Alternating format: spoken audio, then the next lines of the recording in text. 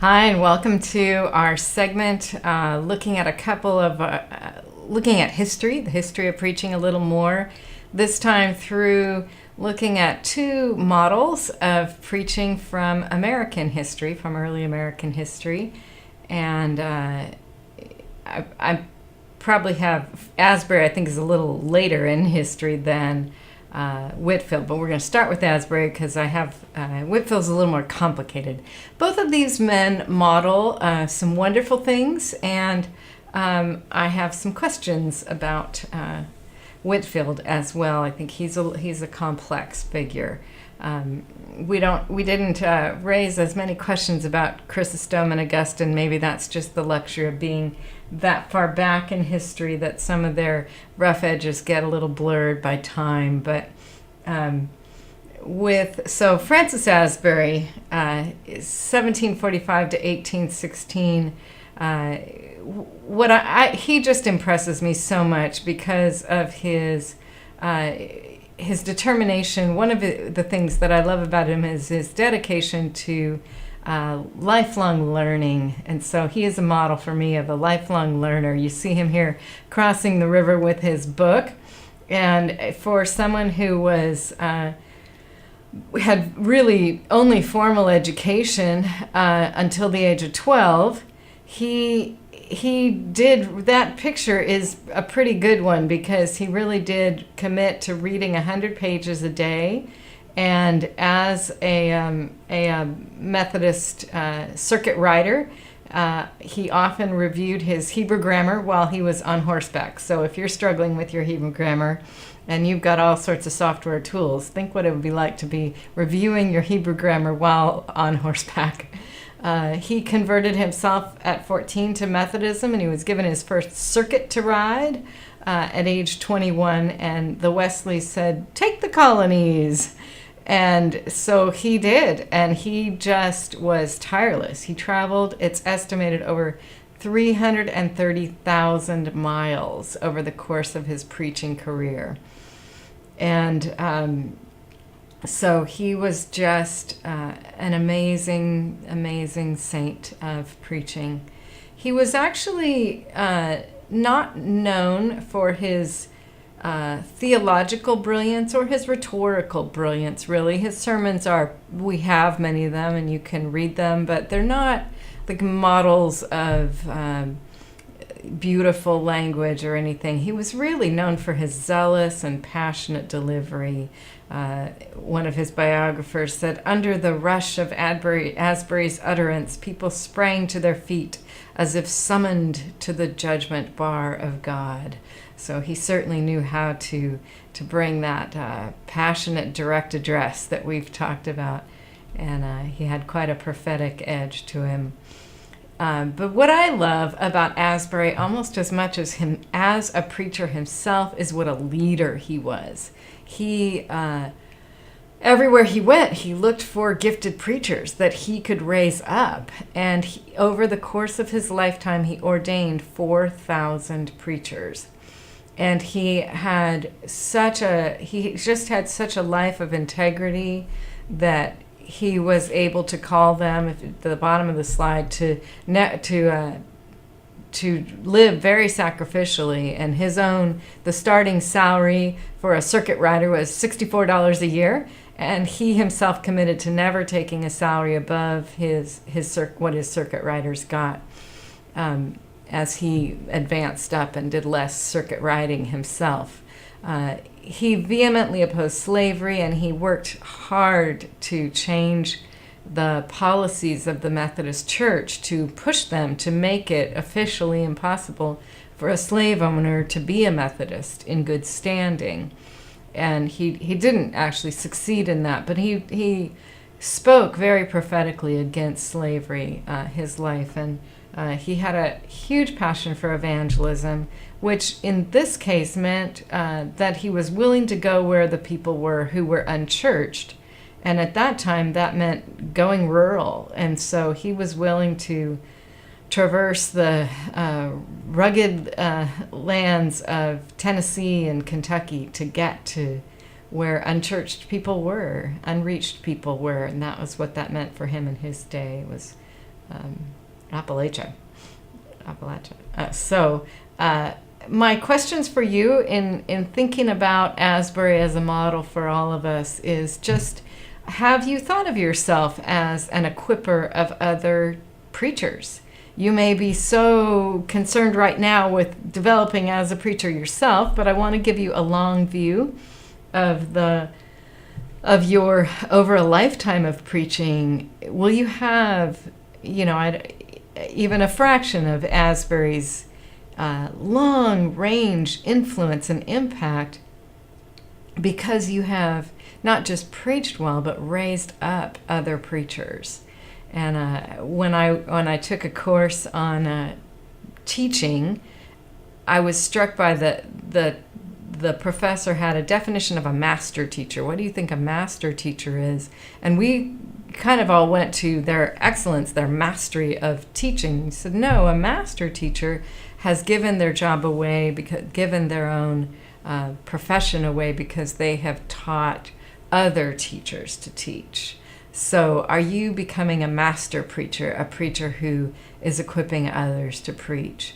So my reflection question for you is to take a look at the culture of your denomination or your congregation, and how does it do at encouraging, at finding, at seeing who the emerging gifted preachers are and encouraging them and coaching them? And what are you personally doing to equip others to preach?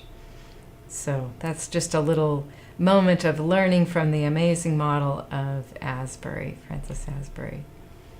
And next we turn to George Whitefield, who, like I said, he had actually preceded Asbury. He had a remarkable life as well. I don't think he actually had a halo, as this picture would make it seem, but he lived an extraordinary life, in part because he grew up very poor.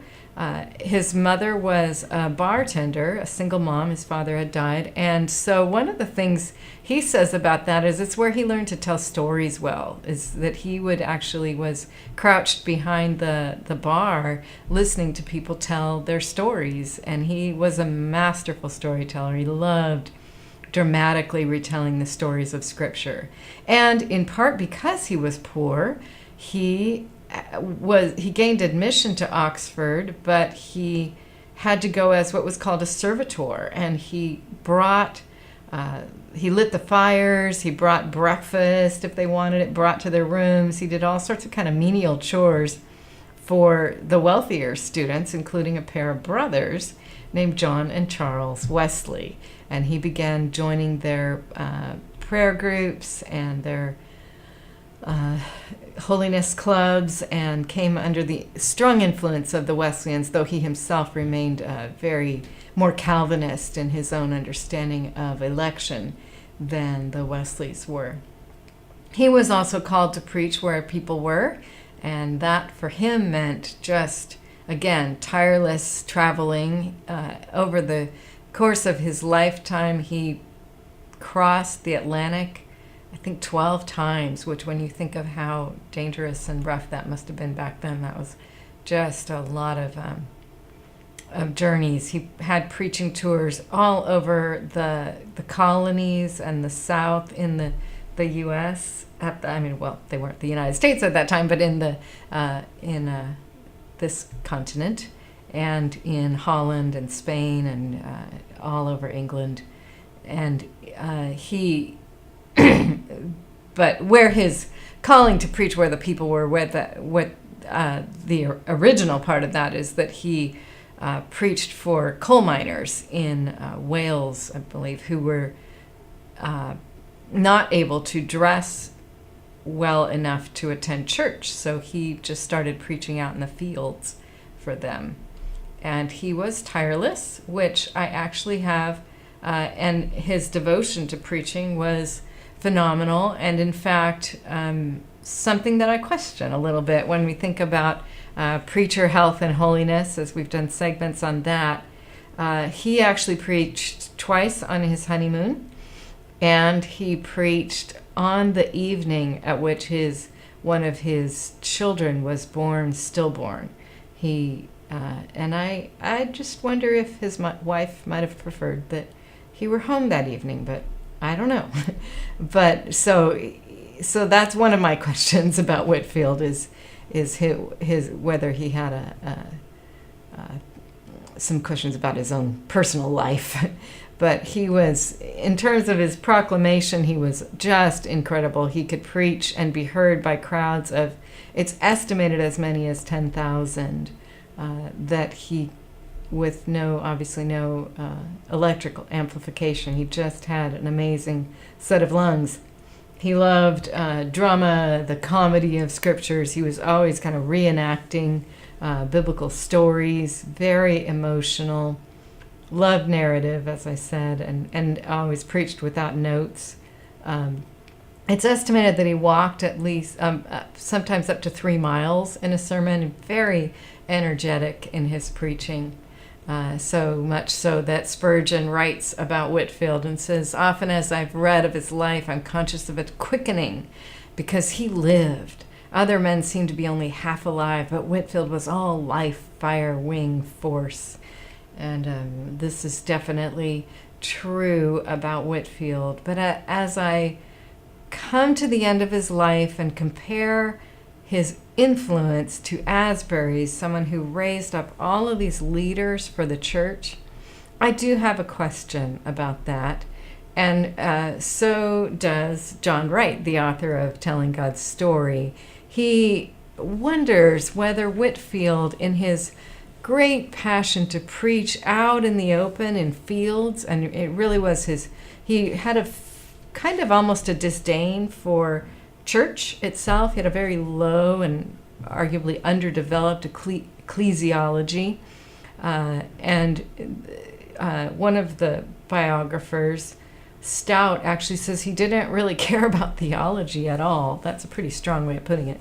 But his argument is that instead of doctrine, instead of teaching Christ's salvation, he really worked on bringing people into the feelings of the new birth, inviting hearers to experience it. And so he enacted giving birth, and it was very effective in terms of the results he got and people coming forward to experience that themselves.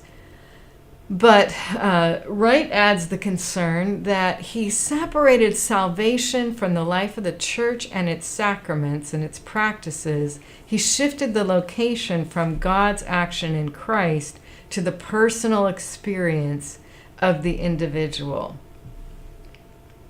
And some have argued that this actually that Whitefield's preaching and methods, which, though they were so successful on the numbers level, actually shaped the culture of the American church, the North American evangelical church, particularly in its white incarnation, into a very individualistic, consumeristic, experience-based, personal decision-focused understanding of conversion that may have been a deformation of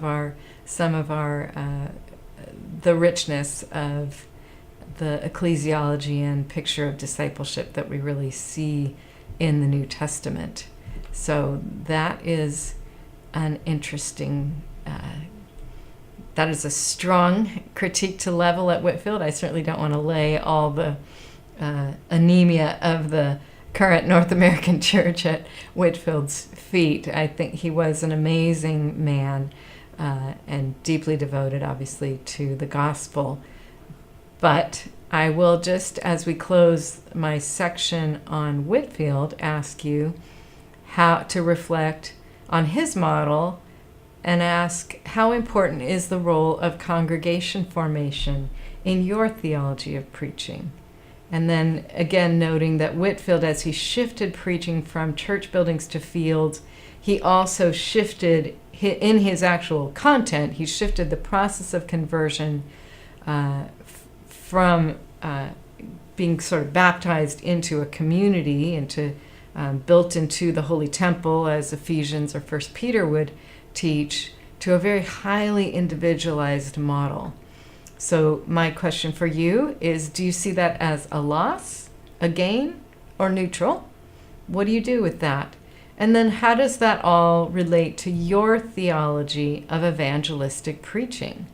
I.e., is the goal saving individual souls, or does it also involve incorporating them into a community of faith? And depending on your answer, that will impact your own understanding of effective practices of evangelistic preaching.